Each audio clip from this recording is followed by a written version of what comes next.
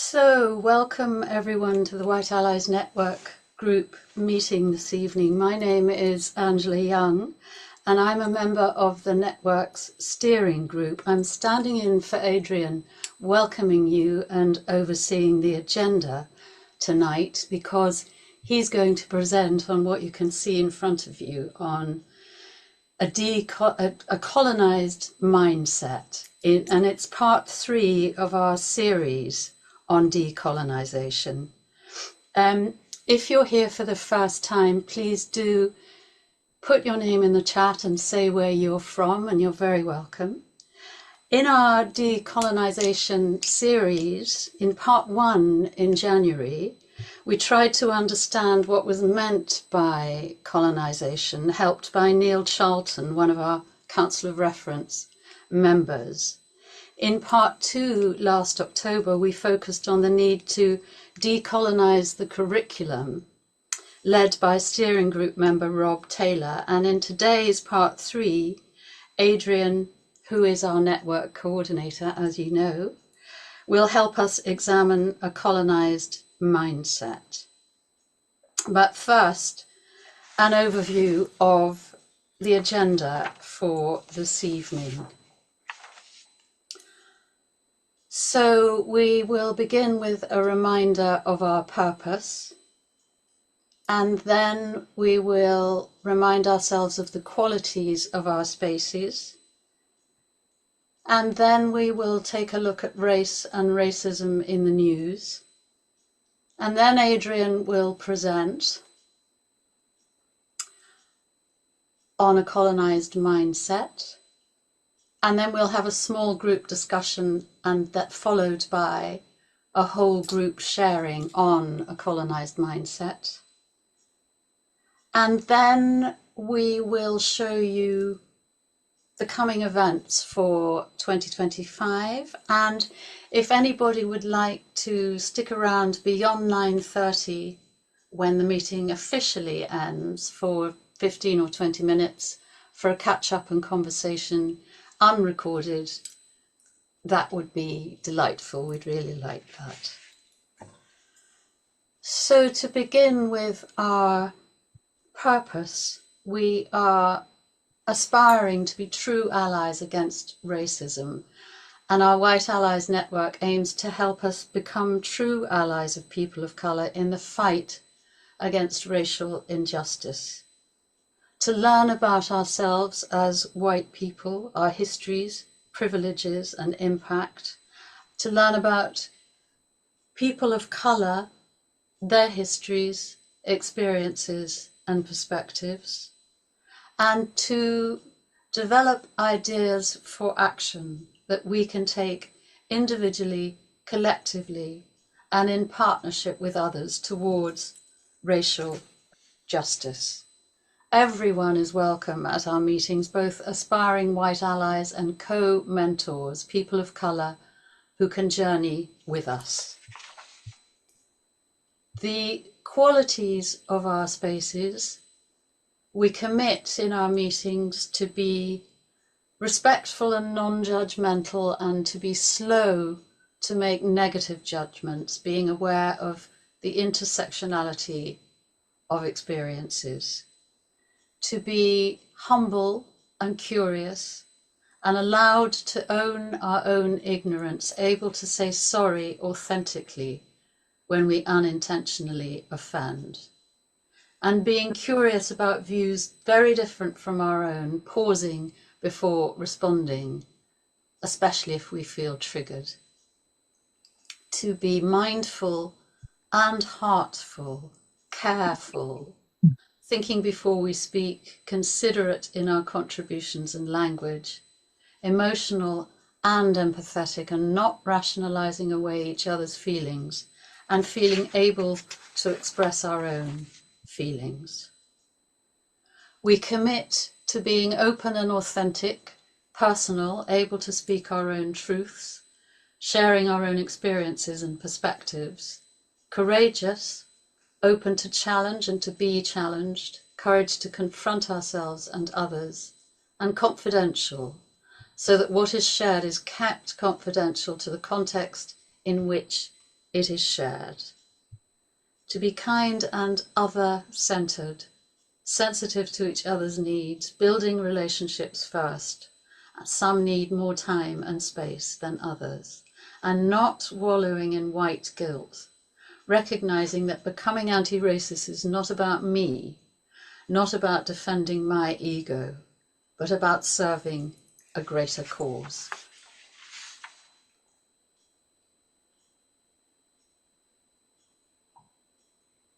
And now for a look at race and racism in the news. We know that Trump and Musk have dominated the headlines across the world since we last met. And Musk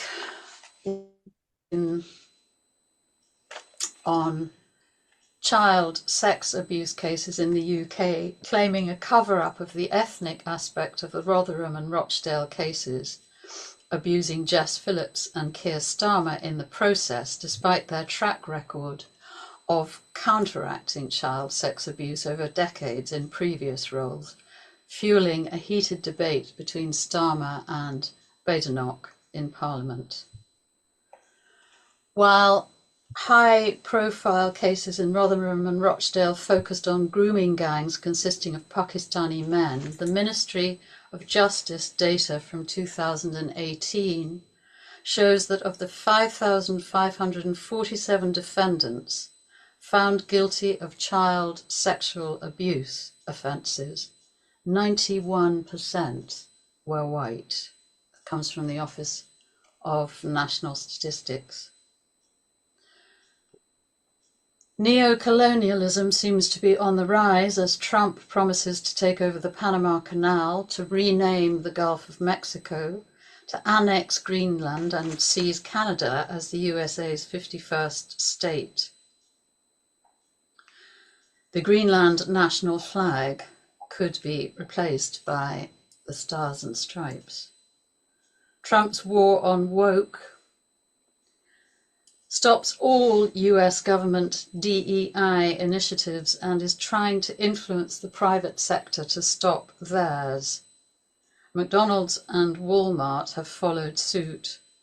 Apple is holding firm with theirs, but as we know, the Washington plane crash was blamed by Trump on DEI initiatives within the air traffic controllers. Oxfam's report presented at the Davos Takers Not Makers emphasizes the growing financial inequality between the global south and the global north.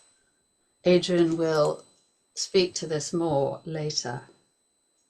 Jamaica made its first move to become an independent nation, and the 80th anniversary of the liberation of Auschwitz is a reminder of how bad racism can get if we let it.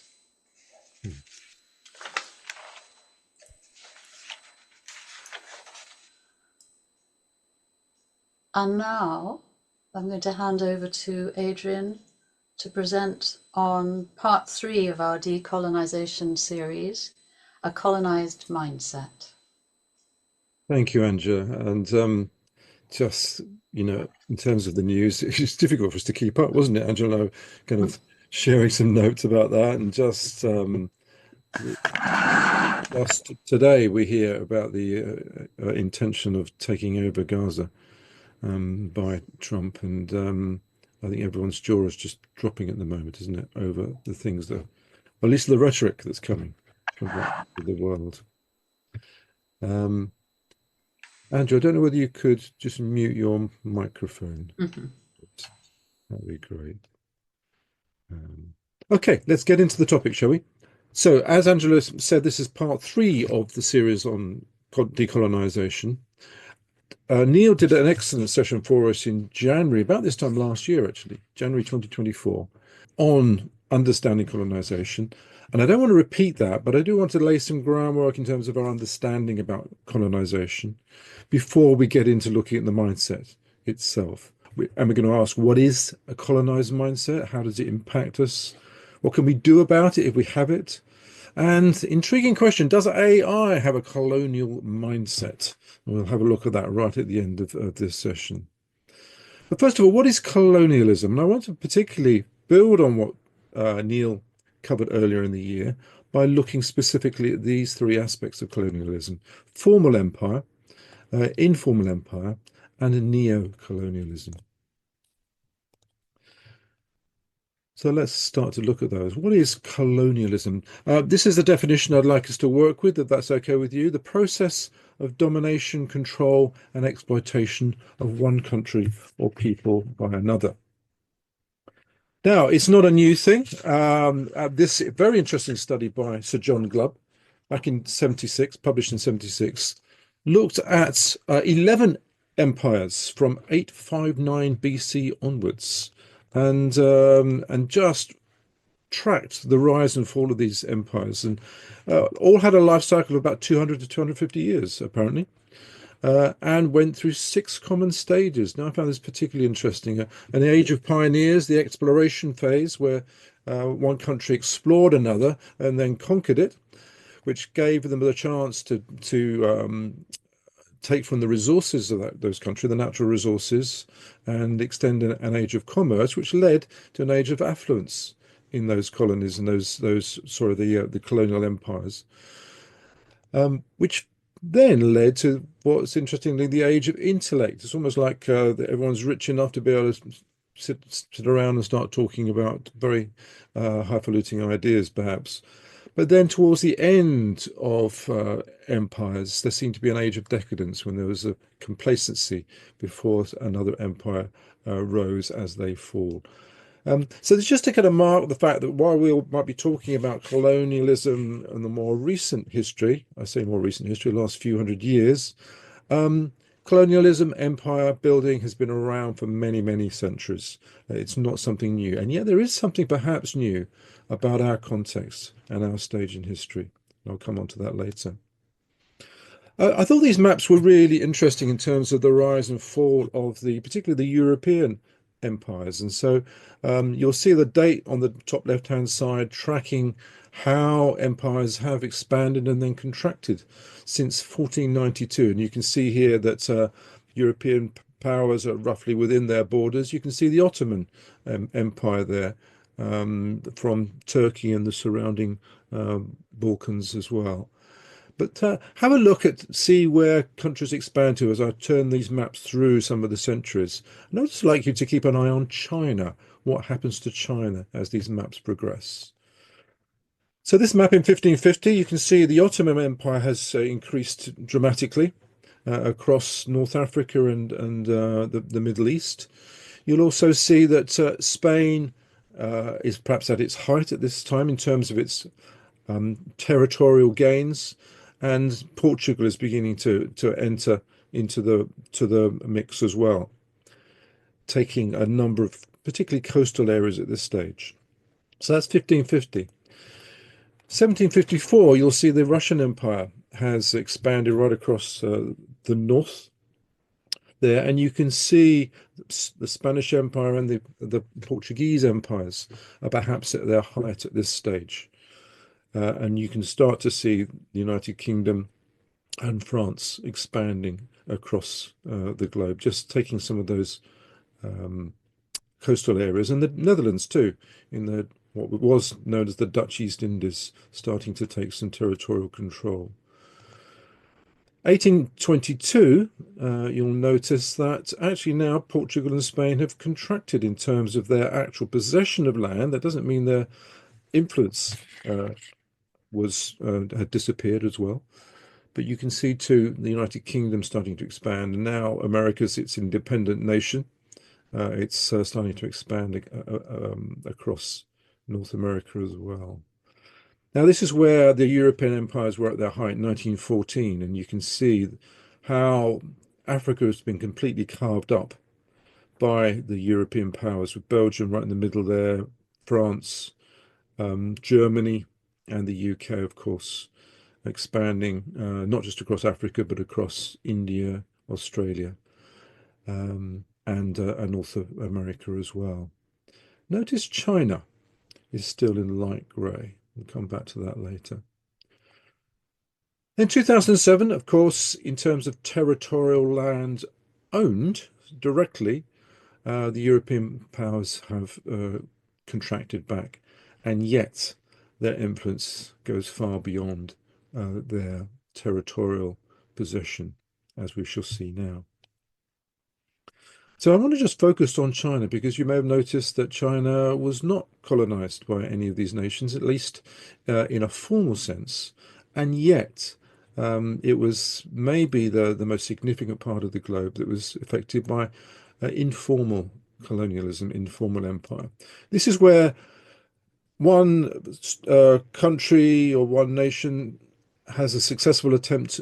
It might be actually commercial and political elites within the country. It may not always be the nation itself, but they successfully attempt to control a foreign region, a resource, or a people that isn't formally a part of the empire. Means of control might include asserting extraterritorial privileges, and you'll know about Hong Kong, once belonging to the UK, taken from China but returned in the 1990s. Economic domination through economic or political sanctions, keeping other would-be imperial powers at bay, and strongly influencing policies in those areas. Primarily, in most situations, it's been an economic domination, but it may also be enforced by gunboat diplomacy. And I do want to spend a little bit of time looking at China now, because this is a classic and perhaps one of the biggest cases, certainly the British Empire, of having an informal empire. Just a bit of background. China is one of the world's oldest civilizations, human remains going back to 1.36 million years ago. At the end of the 18th century, China was at its most extensive under the Qing dynasty and was fairly self-sufficient before, that is, the Opium Wars. Now, during the 17th and 18th century, Britons had a massive demand for Chinese tea, silk and porcelain, very popular here in the UK. But that produced a massive trade deficit, which the UK was not happy with. And so, unfortunately, they flooded China with opium grown in British-controlled India to try and correct the balance in trade. There was very little opium addiction in China before that time. But by the 1880s, approximately 15 to 20 million people in China were addicted to opium. That's about 5% of the population. All because the British wanted a better balance of payments to be able to sell something to China in return for what they were getting from them. This started to destabilize the nation of China, the Empire of China, as it were. And they rebelled against the British, one notable time being the Taiping Rebellion. And 20 million Chinese died, were forced to agree to unequal treaties. And the Chinese still look back at this time in its history as 100 years of humiliation. Chinese slaves were exported to America by European nations as well. The coolie trade replaced the African slaves when the transatlantic slave trade was abolished. They built the railroads in America, and women were taken as sex slaves. And rather ironically, opium dens in London were portrayed in Britain as a Chinese vice menacing Britain. You can see that written in the Charles Dickens' The Mystery of Edwin Drood. So China was appallingly treated by the UK. And this is a very interesting quote here from The Economist in 2017. They said the conflicts were a humiliation, exposing the hollowness of China's claims to be the world's most powerful empire. They set it on a quest which continues to this day to rediscover its strength. Every Chinese schoolchild today knows that the modern driver for wealth and power is, at its root, a means of avenging the Opium Wars and what followed. How the conflict is remembered still matters very much. Neocolonialism. Let's look at this now. It's could be defined as the control of less developed countries by developed countries through indirect means. One cartoon that's out there suggests that it moved from direct slavery to them being held ransom, in this particular example, by the media and how the media portrays Africa. But perhaps even more so by the financial constraints and financial influence that the West still has over Africa in particular. Now, a little quiz for you here. What do you think the balance is between what the global North gives in aid, loans, and foreign investment to the global South, and the earnings and interest flowing from the global South to the global North? Is it 5 trillion of aid, etc., going to the South and 2 trillion coming back? That means that the global South gains about 3 trillion on balance. Or is it the aid of 3 trillion goes to the global South and we get about 3 trillion back in the global North? So it's a fairly zero-sum game. Or is it about 2 trillion going in aid and 5 trillion worth of earnings, meaning that actually the North is gaining roughly 3 trillion a year from the South? Probably a bit of a rhetorical question. You probably realize what the answer might be. I can't actually see the chat from here, so I'm not sure about you can post your answers there or not, but let me say anyway, it's C. So in other words, we actually are still draining Africa and the global South of its resources, even though colonialism is supposed to have stopped and supposed to be something of the past. This is a massive issue which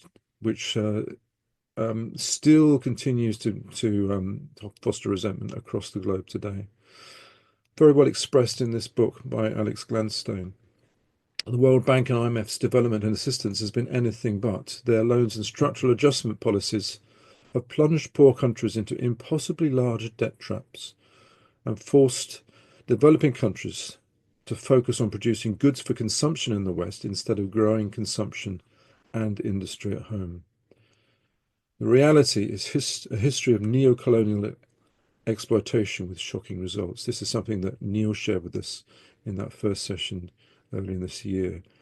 And the more I look into this, the more I understand this, the more shocked I am about how much we are still a neo-colonial power, and many in the global North are, by continuing to rape the South of its resources. So a couple of quotes here. This is quite lengthy, I know, but it's still worth reading, I think, in full. Imperial powers finally withdrew most of their flags and armies from the South in the mid-20th century.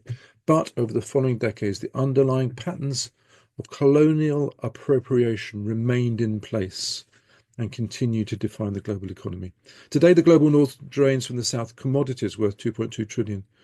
For perspective, that amount of money will be enough to end extreme poverty globally 15 times over.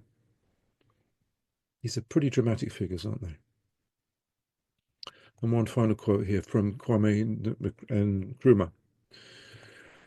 He says, the essence of neo-colonialism is that the state which is subject to it is, in theory, independent and has all the outward trappings of international sovereignty. In reality, its economic system and thus its political policy is directed from outside. And this is the essence of neo-colonialism. So now I think we're in a position to start looking at what we mean by a colonial mindset. And I'd like to suggest to you that it's the perception of ethnic and cultural inferiority and a form of internalized racial oppression. And in Western colonialism, this is the unique part of the European empires that have just kind of receded in their land grab and yet retained this influence. It's a lot of this is what's unique about this point on history compared with former empires is that it's built on the lie of white superiority. which I think in Ray Smith's session on whiteness, he showed actually originated in a very specific time when Prince Henry of Portugal and his biographer Gomes de Zurara, as they were contemplating building the Portuguese Empire, talked about this lie of white races being superior to other coloured skins across the world. And this idea gradually caught on in Europe and became the basis for us being able to treat people from Africa and other parts of the world with different skin colour to our own as inferior. And this is where the lie began. More on that if you want to access Ray Smith's recording, which is on our website. But this has resulted in 7 subtle and not so subtle messages, lies, or lies from colonialism. You are colonized, therefore you are weaker, less intelligent, less advanced, or even less beautiful. You have no hope of advancing beyond low status roles in society. You have no previous culture or history worth talking about. And that's something we're going to try and correct later on this year as we start to look at pre-colonial history, starting with Africa. But these are the lies that have been created from colonialism over the centuries. That if you are colonized, you need to be educated in the colonizer's ways and history. You need to learn the language of the colonizer. And you need frequent rescuing. And hence this debate and controversy over Band Aid marking its 40th year. Are we still publicizing this trope that Africa is weak and in need of frequent rescuing, or are we actually hiding the fact that we are continuing to rape it of its resources, and they need partnership, not rescue?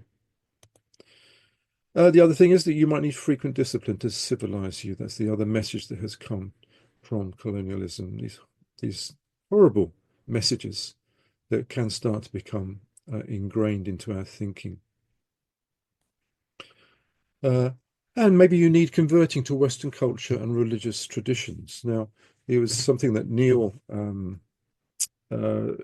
showed me a number of years ago, was the fact that actually so much of thinking in my own religion, my Christian religion, has come from Africa.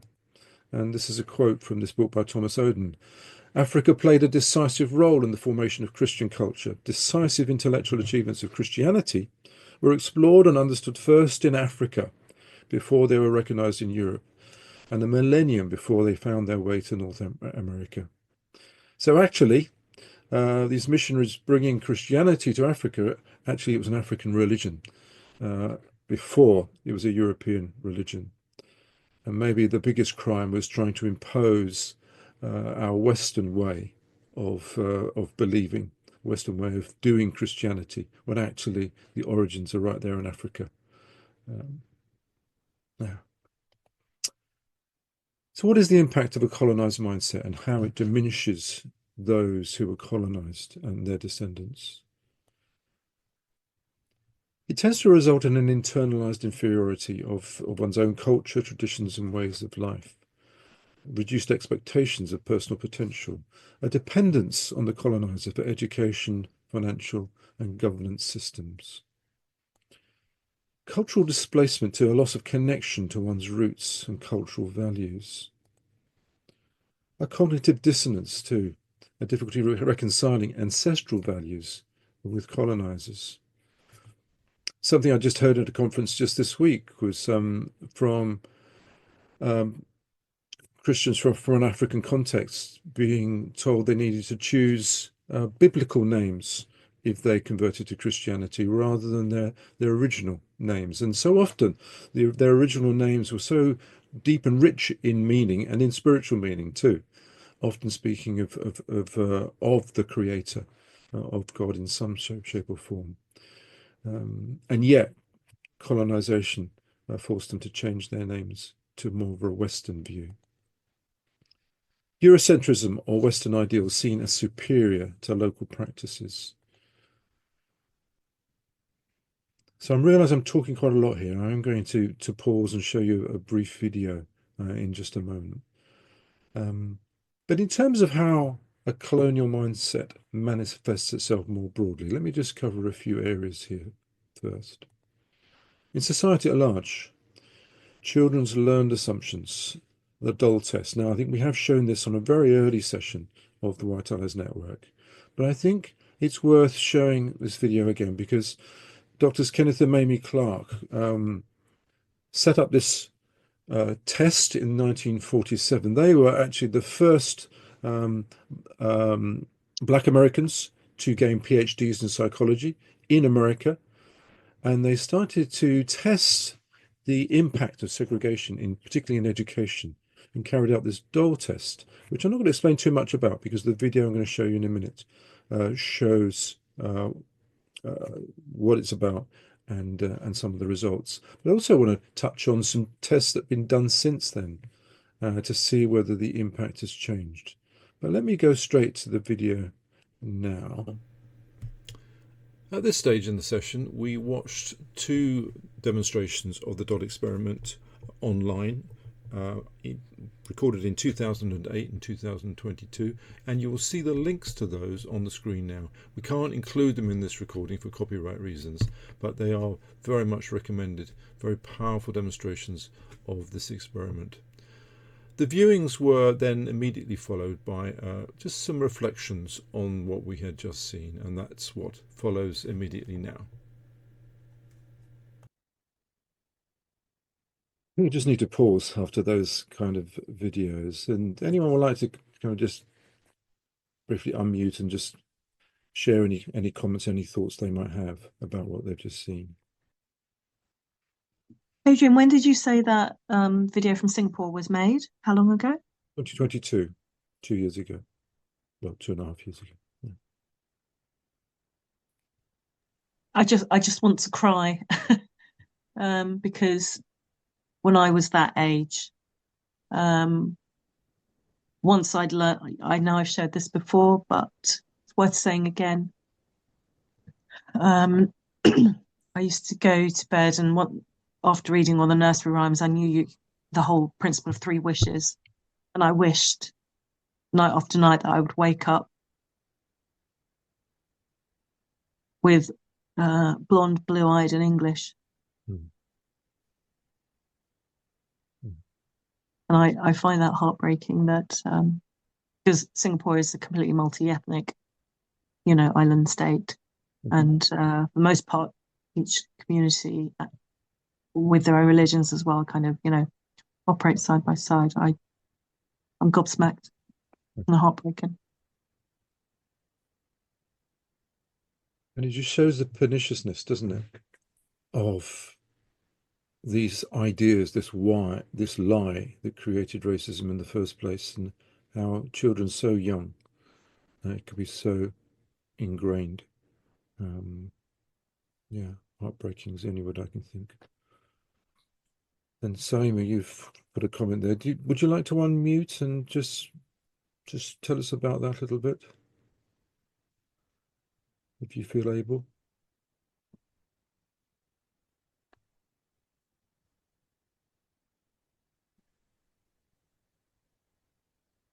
Hi, sorry, I'm not feeling too great at the moment. Yeah, so when I was a child, I grew up in Liverpool in the 70s. I was the only Asian child in my school. There were no black children, actually, come to think of it. I was the only person who wasn't white. And I used to paint myself and draw myself as someone with white skin and blonde hair. And I think it's because when I think about it, like you've just shown, that was the dominant race, and I thought I was the wrong color. I was a mistake, and I should have been white like everybody else. And I drew myself the way I thought I was meant to look, that there was the right way, and I was wrong.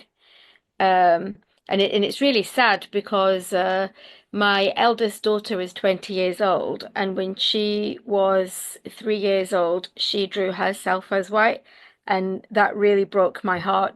And it was probably from that point that I started my journey with anti-racism and anti-racist work, because I thought this is not on. This cannot keep going. That this has to be changed.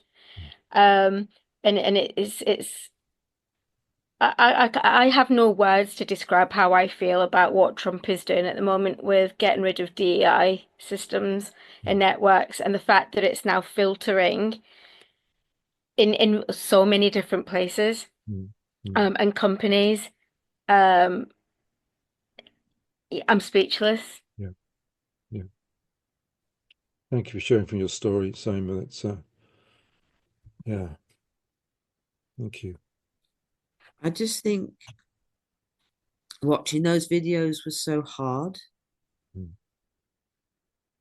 that it's almost beggars belief as to how these kids could have come up with those things. It's such a hard thing to see.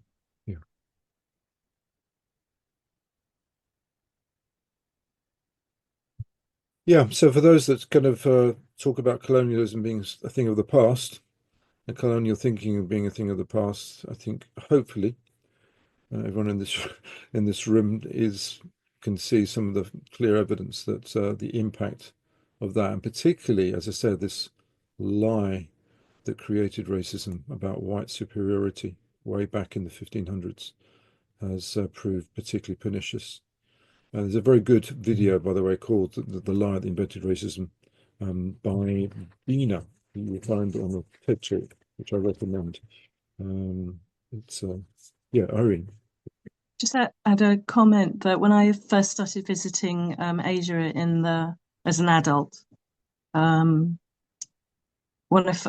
first time I went to Hong Kong, I was working, and I just assumed I'd go, and like over here, every billboard and every media outlet, the majority color would look like me, and I was looking forward to it. And I was kind of I didn't understand why actually it was a good 50-50 and maybe even a bit more, but there were so many white models, and whether it's whatever they're advertising, whether it's a car or Gucci, whatever it is, and other brands are available. It was like white campaigns, European campaigns. I'm thinking, surely you would appeal to the home country's people. In this case, it was Hong Kong, but then even other countries. I was in Singapore, China, etc. I couldn't get my head around advertising that didn't feature people that looked like me, models that were, Chinese or East Asian, across all of East Asia. It was, all the designer brands, they were still kind of European campaigns. And I was just stumped by that. And all the ones that ad campaigns, whether it's, in the shop window or on the side of a bus or in the MTR, the underground, to me, they still look, when I saw pictures looking like me advertising everything, I just found it wonderful, and I kept doing a double take. And I couldn't get used to it really, and I thought that would be that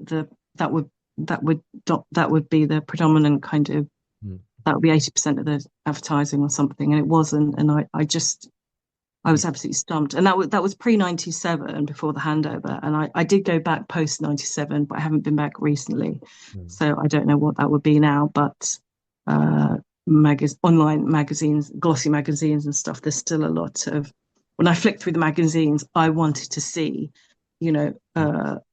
models and articles, and it just to be populated with people who look like me. I wanted to tear out all the white faces, because it's like, no, I'm finally here in this part of the world. It needs to look like me. But I couldn't escape it. I couldn't escape the, it's still kind of being prevalent. So when Vanessa, you're asking in the media, is what the kids will see, they're going to, whenever they access, Disney movies or whatever it might, not that it's just from Disney,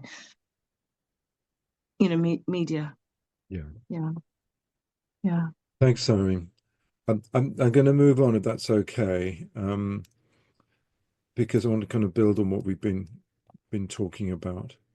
And so all of this kind of lie about white skin being better has resulted in a massive industry in terms of skin lightening products that have, you can see the figures here are just colossal. Particularly in Asia, it seems that these are very popular. A number of them are actually, I believe, carcinogenic and at least extremely toxic to the skin. And so a real tragedy that this is such an industry, again, built on this lie of white superiority from many hundred years ago. So skin whitening products, hair discrimination, what's normal, what's acceptable. I don't know whether you've been picking up some of the stories in terms of schools being quite prejudicial against certain hairstyles, particularly for those from an African Caribbean heritage. Paternalistic and stereotypical views of former colonies, which may be part of the issue around Band-Aid, for instance, and some of our views coming from the media about Africa and other Southern Hemisphere nations. Police and teacher profiling, which we've heard about. I do recommend Akala's book Natives, which he talks about how he was profiled by his teacher, one of probably the most intelligent child in the classroom, but sidelined to a special needs group because she couldn't handle his intelligence, basically. Awful stories from his childhood there. The mother country mentality is an interesting one. It is kind of, maybe we see this in the Windrush generation, particularly, having very warm feelings towards the UK and to the Queen when she was alive, thinking this was the mother country. Whereas the reality of what the UK did to the Caribbean nations and the peoples has been appalling. In political strategies too, Brexit mentality and hubris since then, so much of that felt to me like a colonial mindset. We don't need anybody else. We are Britons never shall be slaves, etc., etc. The pandemic mentality, how we fought for vaccines and grabbing rather than giving for ourselves. Immigration policies this side of the Atlantic and the other side too. All manifestations, I think, of a colonial mindset. And in religious imagery too, I remember growing up, going to Anglican churches, and the images that you will still see today in most Victorian churches will be very much of a white Jesus, very far from the truth. In fact, researchers have suggested that Jesus would have looked a lot more like this picture on the right here in terms of skin color, eye color, and hair color. But it all continues this lie about white superiority. So what other evidence do you see of a colonial mindset at work in the world? I'm just looking at the time. I actually want to give you a bit more time. I'm gonna move beyond that, I think, because I'd like to move on and give you some time in pairs in just a moment. Something again that really struck me from Akala's book Natives was bringing to my attention the impact on those that were colonizers and their descendants too. And I want to just quote directly from Akala here, and there's quite a lot of words will come up on the screen, but bear with me. I think he's got some very profound things to say on this. He says one of the least spoken about aspects of Western mythologies over the past few centuries is the insanity it inflicts on many of its intended beneficiaries. An identity predicated on supremacy is not healthy or stable. The long and the short of it is that the master makes himself a slave to his slave by needing the domination to define him. White supremacists, as much as they don't want to admit it, make themselves slaves to black excellence when they allow its existence to unbalance their entire sense of self. And finally, we talk about white privilege, but we rarely talk about the white burden, the real white burden, the burden of being tethered to a false identity, a parasitic self-definition that can only define itself in relation to blacks or others' inferiority. So that's quite profound and quite striking and quite challenging quotes there about the impact on those of us who are white as well. And maybe there are 5 ways here that a colonial mindset diminishes the colonizers and their descendants. Inequality and injustice is perpetuated, reinforcing systemic racism and xenophobia and disharmony. And I often think whenever there's a riot somewhere, about Martin Luther King's where he said, "A right is the language of the unheard." Cultural ignorance is perpetuated, and those certainly, before I started to learn much more and open my mind to learning about other cultures and the histories of other cultures, I just realized how poor I have been in my own perspective and worldview of not knowing much broader perspective of what's been going on in the world. The cognitive dissonance, defensiveness, and guilt, which often has been talked about as being white fragility, this defensiveness against being accused of having this colonial mindset, having to actually disconnect sometimes from our morals to be able to defend against that. I've certainly noticed that for myself. And personal growth and critical thinking is hindered because we are, one of the things is we're unable to acknowledge some of the historic responsibility we have for the current situation. And there are negative economic and political consequences. You know, it strikes me that the UK, with our multicultural society, is so potentially well placed to build productive global partnerships across the globe. Particularly as Africa develops and starts to throw off some of the constraints of its colonial past. We could be building some great partnerships there, but with this colonial thinking, it's going to be very difficult to do that without acknowledging some of that responsibility from the past as well. And as Martin Luther King again said, injustice everywhere is a threat to justice everywhere. We are caught in an inescapable network of mutualities, tied in a single garment of destiny. Whatever affects one directly affects all indirectly.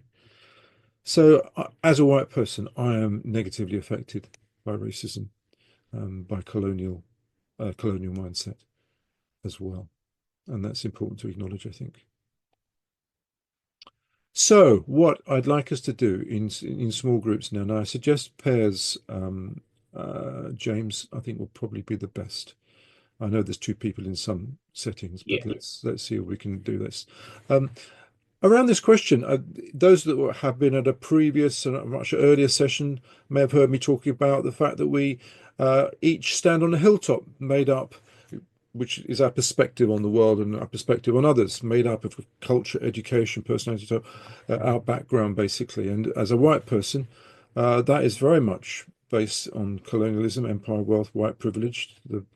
The house that where I sit, it was built in that colonial heyday, really, 1910, 1914.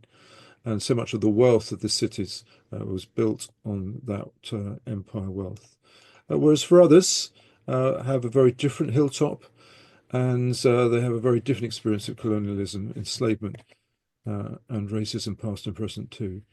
So I just want to invite you, as much as you can, it doesn't have to be shared beyond the pairings that we're going to put you in, to look at this question: how might a colonial mindset be manifesting itself in your hilltop, whatever your skin color, and in your context? And just share a few thoughts with the person you're with. Hi, everybody, welcome back. We do have a few minutes. If anyone would like to share something from their conversations, but keep confidential what other people have shared, if you would. But if you want to share some of your own reflections from the conversations, we do have a few minutes for that now. So do feel free to unmute. I've just got a few more slides to show, not very many, before we bring the evening to a close formally. But we can also stay around to chat after that if you have got time and energy. So anyone like to share from the conversations they've had? The person I was with and I realised that our childhoods were different, and that partly was the fact that I had a lot of stuff around me that was non-supportive, growing up with a cultural identity. And I think the other person won't go into details, but wasn't like that, didn't have that kind of childhood. So I think colonialism can affect people in different ways, I suppose, is my conclusion on that. And we both would have probably realised later on in life, through the last 10 years, I think, our own analysis of how much, looking backwards, it had affected us. But at the time, we didn't realise, and now I realise looking back, the contrast of it. So I think it's about, a lot of colonialism is not just a generalised picture, but how you have been in your context affected by it. That's my summary. Angela? I didn't actually say this in our pair, but being white, the privilege, the endless and unspoken but constant privilege, the absence of talking about these things, and yet the pervasive internal, I don't know what the right word is for it, but the internalized sense of being better than, which is just horrifying. And for many years, I didn't even understand what it was. I have a thing which I say in my White Allies group, which the others are Americans, that I still have these sneaky little thoughts which come from that internalized sense of privilege, and it's taking some eradicating.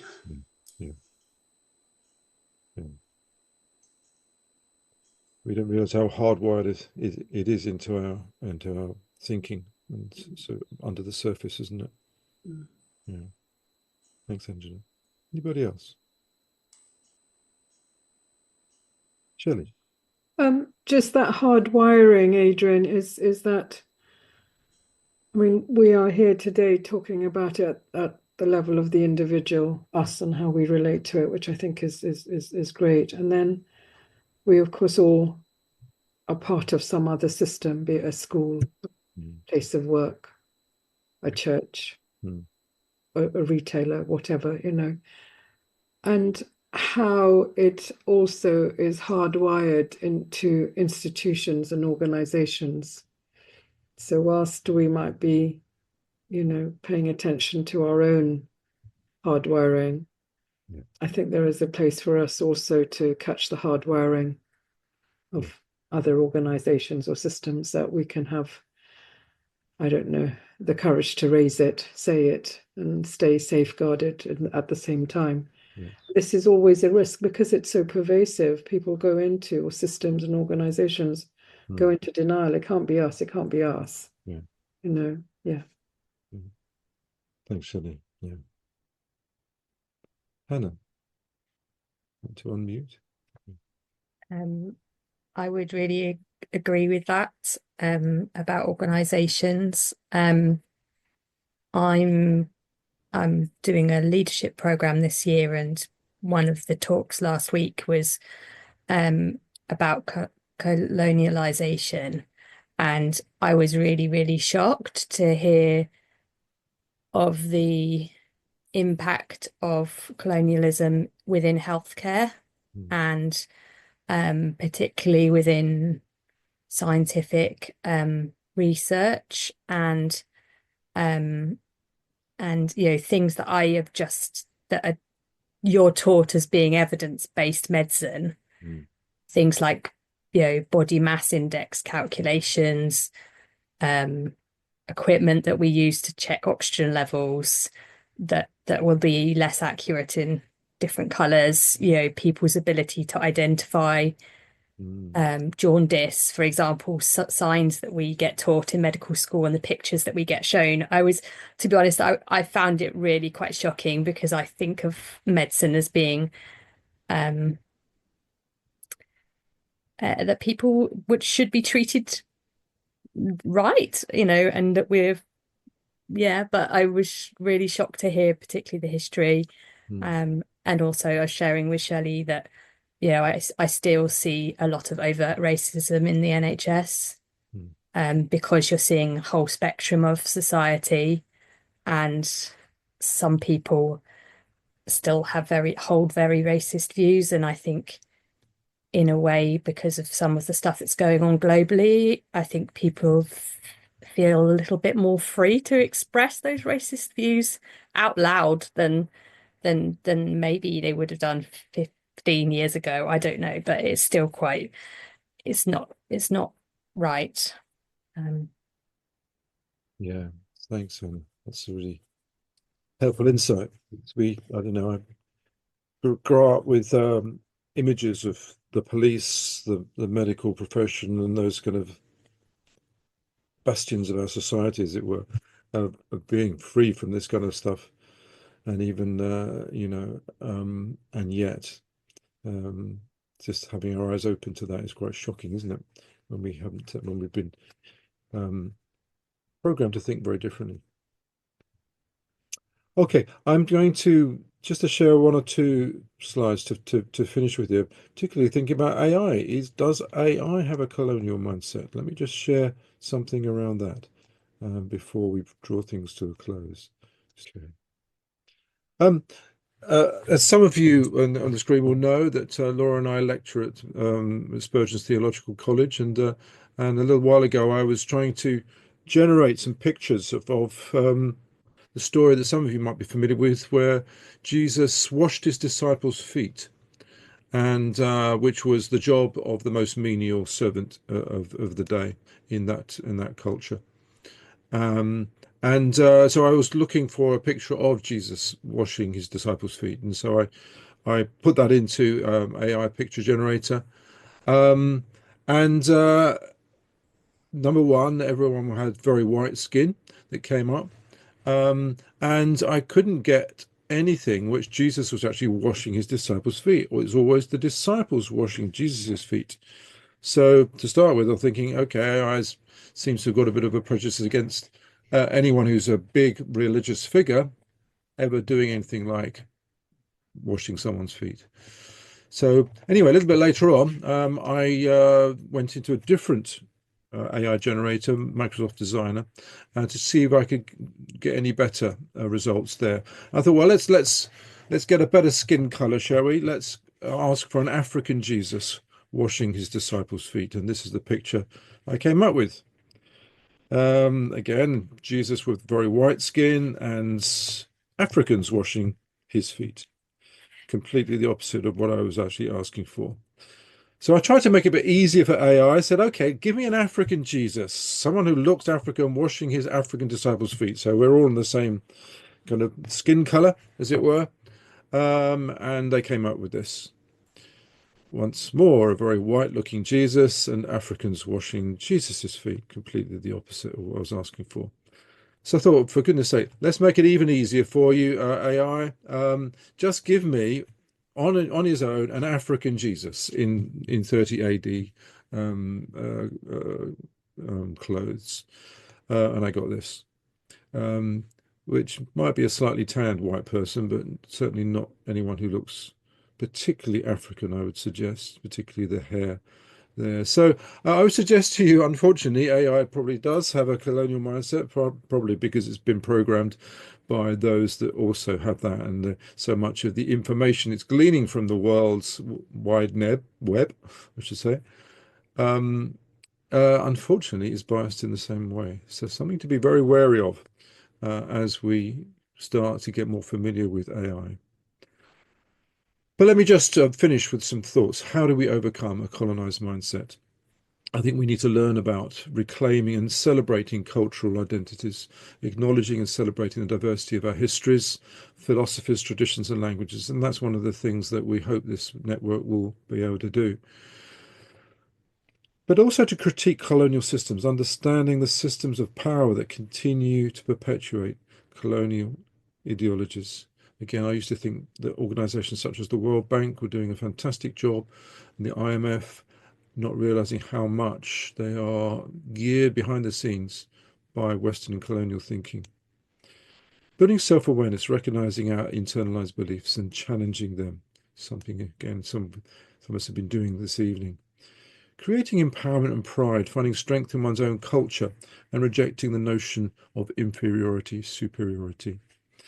And as a white person with all this kind of history behind us, it's very easy to feel that sense of white guilt and be paralyzed by that. But I was really struck by something that Satyam Sanghera said. He wrote these two books, Empire Land and I'm Empire World. He's British born, but from a Punjabi background, heritage. He said, you don't have to be proud of our history to be proudly British. He said he's proudly British. And we can still celebrate our own culture. We don't have to celebrate our history, though. So maybe even as a white person, I can celebrate the UK and my British heritage. Recognizing that actually I'm just a faded African at the end of the day, that all human life originates in Africa. So I also have those African roots too. And just finally, some thoughts a bit in general about being an individual ally, filling in the gaps in our history and understanding of others' worlds, which is what this network is trying to do. Acknowledging our white privilege and taking some responsibility if we are white. Learning a curious and non-defensive response to challenge, really important. Learning to challenge racism in ourselves and others.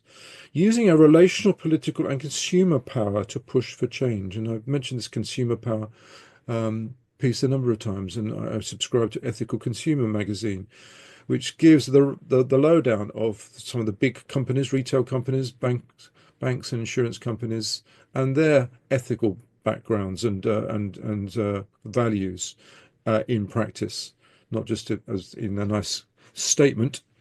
It's easier to laminate your values than it is to live them, isn't it? But why not use your consumer power to actually choose away from those that are exploiting the poor and the underprivileged and the oppressed? And supporting organizations that are part of the solution. It's something that my business Deeper Leaders does, giving a proportion of our profits to organizations that are a part of the solution of creating a kinder and fairer and more sustainable world. So I'm going to hand back to Angela at this stage to draw things to a close for us. Thank you for that, Adrian. There was a lot of thought and a lot of work and a lot of feeling in there. Thank you. So our 2025 programme, we've just heard today from Adrian about a colonised mindset. On the 30th of April, we're going to explore hidden racism. It's part 3 of that series, the mixed heritage experience, and what are the unique challenges of those who are mixed heritage. On the 16th of July, All Our Yesterdays, part 5, pre-colonial world history, learning about Asian, African, American and Australasian civilizations and their achievements before 15th century AD.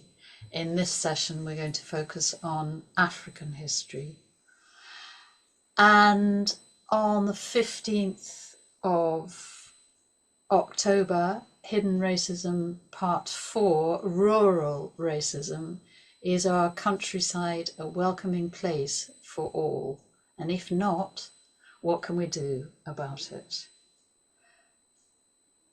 And a recording will be made available in the next few months of an audience with Neil Sanyal, who is a member of this White Allies network. So that will be available in the next few months. And all our meetings are on Zoom between 8 and 9:30. And there is a large resource hub on the White Allies Network website at www.whiteallies.net, and there are links to over 400 video clips and articles, which is a really, really good resource. All you need to do is register on the resources page and you can have free access to all of them.